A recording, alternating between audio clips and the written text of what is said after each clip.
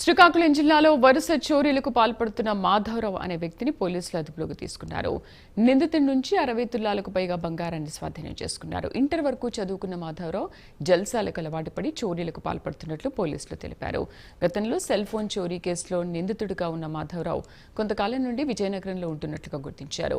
తిలారు సమీపంలో మాధవరావును పోలీసులు అదుపులోకి తీసుకున్నారు. ఇంట్లో నుంచి ఒక గుర్తు తెలియని దొంగలు 3.5 తులాల బంగారు ఆభరణాలని అపహరించడం జరిగింది. అలాగే జొలమూరు మండలం రామకృష్ణాపురం గ్రామంలో 27/8/24 తారీఖున 3 తులాల బంగారు ఆభరణాల ఒక ఇంట్లో నుంచి లాక్స్ బ్రేక్ చేసి దొంగలించడం జరిగింది. ఈ 2 కేసులని మేము ఈరోజు 9 గంటలకి మా ఎస్ఐ గారి సిబ్బంది తిలారు రైల్వే స్టేషన్ దగ్గర ఒక వ్యక్తిని పట్టుకోవడం జరిగింది.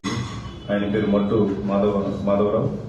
ఆయన పట్టుకోగా ఆయన దగ్గర నుంచి 2 కేసులు ఆయన కన్ఫ్యూజ్ చేశాడు. ఆయన దగ్గర నుంచి 6.5 తులాల బంగారు ఆభరణాన్ని రికవర్ చేయడం జరిగింది. వాటిని సీజ్ చేసి అతనిని కోర్టులో ప్రొడ్యూస్ చేస్తుంది.